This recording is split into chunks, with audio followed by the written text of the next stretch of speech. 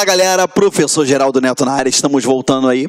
Na aula passada nós trabalhamos, nós começamos a trabalhar princípios. Expliquei toda aquela ideia doutrinária e aí entramos no princípio da legalidade, perfeito? Foi? Agora a gente vai dar início ao nosso bloco 2, a nossa parte 2, e vamos entrar no princípio da impessoalidade, tá? Vamos lá comigo, ó. Princípio da impessoalidade. Primeira coisa que você tem que saber, gente, você tem que ficar atento a uma coisa. Quando a gente fala em princípio da impessoalidade, significa que o administrador público ele deve ser impessoal. Ele tem que ser impessoal. Ele não pode atuar, ele não pode agir de acordo com seus gostos, com seus desgostos, com seu prazer, com suas emoções. Não. Ele tem que fazer, lógico, o que está ali na letra fria da lei e obedecer os princípios. Ele não vai levar em consideração características de ordem pessoal, entendeu? Então a gente tem que ficar atento a isso daí, tá bom? Aí agora a gente aprofunda de forma mais técnica dentro do princípio da impessoalidade. Acompanha comigo aí, ó. Ele diz aí, ó, comumente, o princípio da impessoalidade admite o seu exame sob os seguintes aspectos. Aqui, ó. Deve ser de isonomia por parte da administração pública. O que é isonomia? Se você está chegando agora, está começando a ver agora esse módulo e você não teve ainda aquela possibilidade de estudar outros tópicos de direito, o que é isonomia? Igualdade. Falou em isonomia, falou em igualdade. Tá bom? Igualdade. Tá? Então ele tratou de forma isonômica, tratou de forma igualitária, perfeito? Vamos lá, ó, dever de isonomia por parte da administração pública.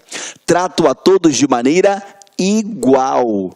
Ok? Trato de maneira igual. É lógico, algumas situações exprimem certas desigualdades. Se você for analisar a lei que trata, né, a 13.146, dos deficientes de 2015, você vai perceber que ela dá algumas prioridades, por exemplo, no atendimento emergencial de socorro. Agora é óbvio, entendeu? Que naquele caso ali fica condicionado a uma análise médica, né? Agora, eu tenho essa preferência? Tenho. Eu tenho a preferência em filas para idoso, gestante, crianças de colo, lactantes, perfeito? Obesos. Tem preferência? Tem. Por quê? A lei deu aquela preferência. Está tratando de forma igual? Não, peraí. Eu estou gerando uma desigualdade para que lá no final eu venha ter o quê? Uma igualdade maior. Entendeu? Foi essas prestações positivas. Elas existem justamente para isso, para trazer essa igualdade maior, tá? Acompanha comigo aqui, ó.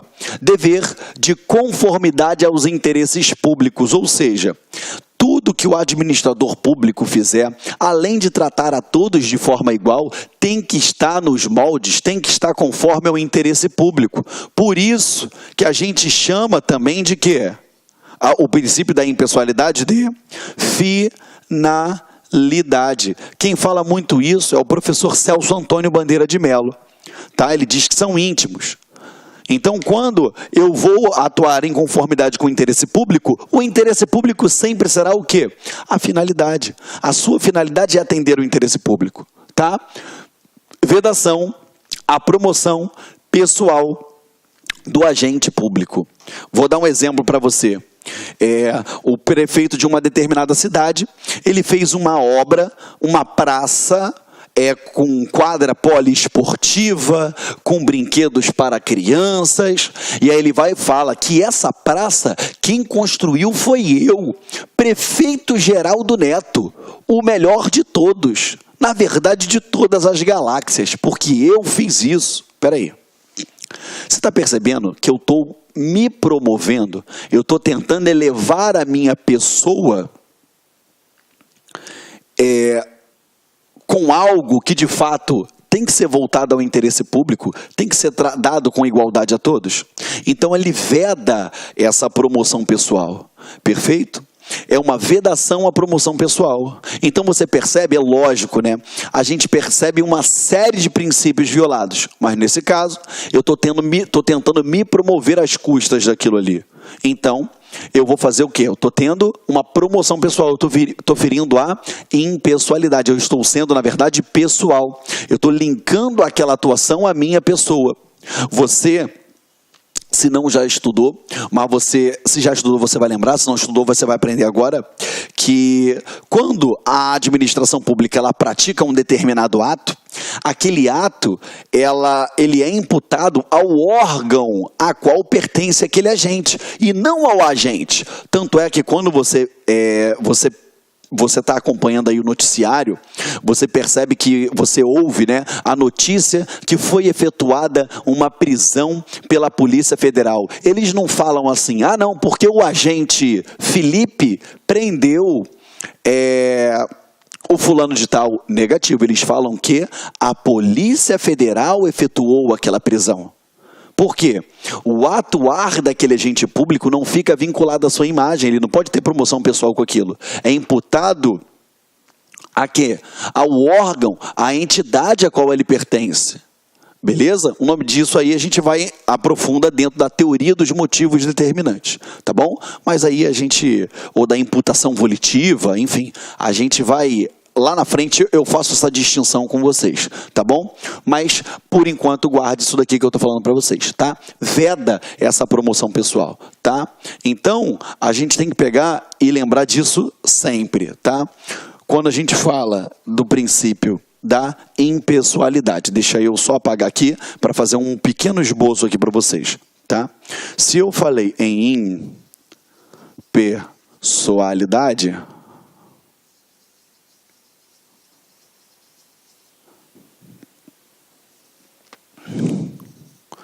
Esse princípio da impessoalidade, ele vai exigir que trate com isonomia, que você já sabe que é a mesma coisa do que igualdade.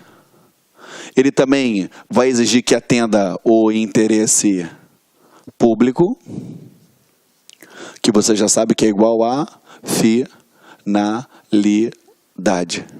Perfeito? E você sabe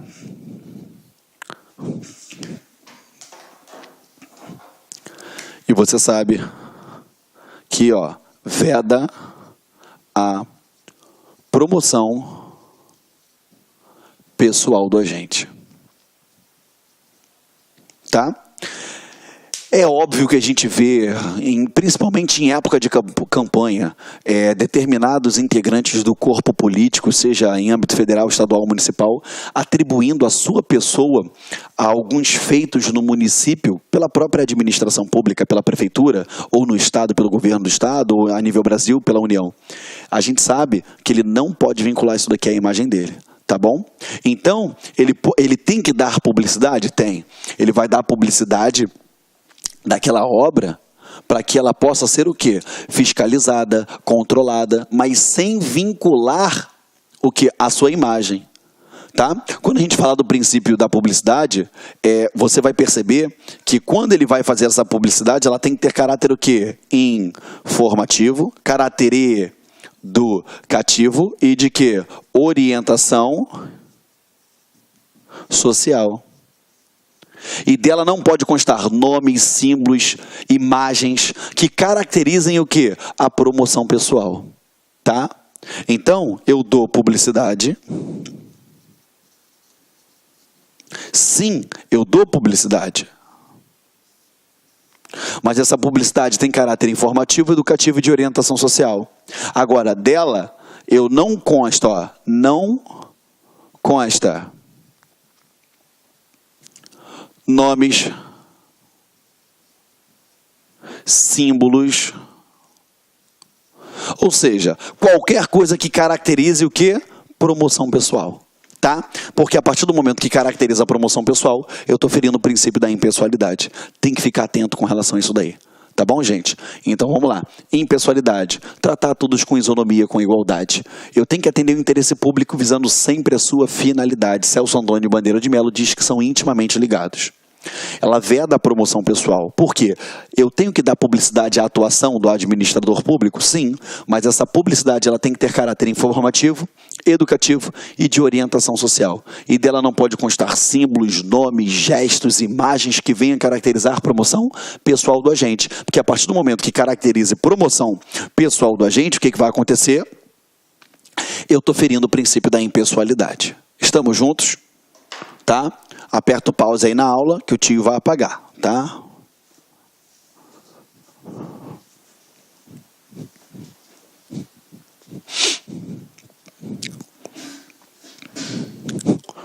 Vamos lá. Continuando aqui, ó. A partir da primeira perspectiva, o princípio da impessoalidade ele estabelece que os atos administrativos eles devem ser praticados tendo em vista o interesse público e não os interesses pessoais do agente ou de terceiros, tá bom? Ele impede assim que a administração beneficie ou prejudique esta ou aquela pessoa. O que eu estava falando para vocês? O agente público, né, o prefeito daquela cidade, ele tinha competência para desapropriar um imóvel. Ele foi lá desapropriar só para prejudicar aquela pessoa. Ou então, ele desapropriou um determinado imóvel, por quê? Só para poder beneficiar uma determinada pessoa. Agindo, seja prejudicando, seja beneficiando, com essa vontade, ele está ferindo a impessoalidade. Tá bom? Vamos lá, acompanha comigo aí. Aqui, ó, nessa concepção, representa uma faceta do princípio da isonomia, pois objetiva a igualdade de tratamento que a administração deve dispensar aos administrados que se encontrem em idêntica situação, sem favorecimento ou discriminações de qualquer espécie. Por isso que a Constituição exige, por exemplo, concurso público para ingresso em cargo efetivo ou em emprego público. Artigo 37, inciso 2, tá? Que obrigatoriamente eu tenho que ter um concurso público de provas ou de provas e títulos para ocupar cargo ou emprego público, perfeito? A realização de licitação pública para a contratação de obras, serviços, compras e alienações, que está lá no artigo 37, inciso 21. E a gente sabe que a gente vai estudar isso daqui. Essa lei que trata de licitações e que trata dos contratos é a Lei 8666. É uma lei que assusta todo mundo, mas que você vai ver que, ó, é chupeta de você aprender. Molezinha. Não tem nada de difícil nessa lei. Perfeito? É só ter atenção porque ela tem muito detalhe. Entendeu? Tais institutos são formas de dar oportunidades iguais a todos, é óbvio. Por quê? Pensa comigo, se quem fosse trabalhar lá na administração pública fosse um parente, um amigo, ou fosse alguém por algum modo de algum interesse, a gente percebe que se eu não tivesse um processo seletivo, aquele processo seletivo ele poderia se deixar levar por características de ordem subjetivas, entendeu? Quando, na verdade, a administração ela quer ser o quê? O mais límpida possível, tratar todos da maneira mais igualitária possível. Por isso que você tem um concurso público. Beleza? Embora alguns não concordem, é a maneira que, tecnicamente, a gente tem de fazer essa triagem, tá?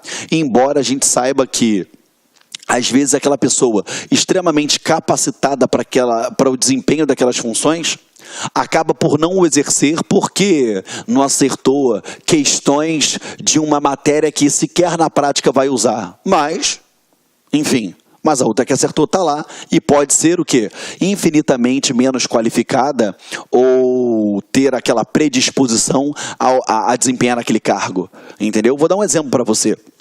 Hoje você pega uma prova de... Vamos dar um exemplo, prova de delegado. A prova de delegado, você tem que ter uma pessoa que tem aquela predisposição, aquela preferência em trabalhar naquela área policial, que, lógico, ela demanda uma certa atenção, um zelo, um cuidado, entendeu? E, lógico, né? Tem que gostar daquilo. A gente percebe que hoje os concursos de delegado, eles são concursos tão difíceis, que às vezes o colega, né, o cara que passou para aquela profissão, ele nem estava focando ela, ele estava estudando para magistratura, que era o sonho da vida dele, mas ele não conseguiu passar lá e passou aqui, ou então passou nas duas. Por quê? Por ser um concurso difícil. E às vezes você você acaba eliminando uma pessoa que é extremamente vocacionada justamente por isso. Mas nosso mecanismo de tratar a todos de forma isonômica e com igualdade e impessoalidade é você fazendo um concurso. A mesma coisa diz respeito ao processo licitatório, tá bom? Quanto à segunda perspectiva, deve ser de conformidade aos interesses públicos. O princípio da impessoalidade, ele se confunde com o princípio da finalidade. Quem fala direto isso, quem fala bastante, bate em cima disso, é o Celso Antônio Bandeira de Melo, beleza?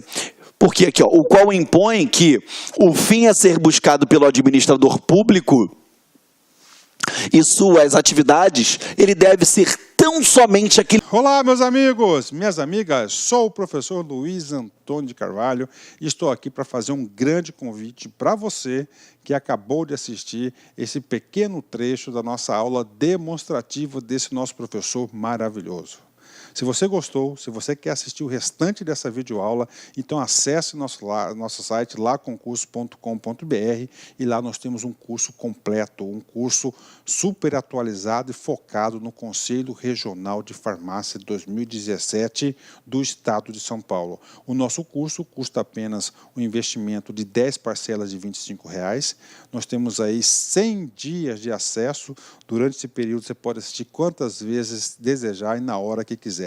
Bacana? O convite está feito, pode se matricular que você não vai se arrepender. Ah, já ia esquecendo, você quer o material de apoio dessa videoaula? Então é muito fácil, muito simples, clique aqui embaixo que nós temos um link para você fazer o download desse material gratuitamente. Tá certo, meus amigos? Então espero vocês aqui no LAC. Fui, obrigado, fui, tchau. Clique LAC.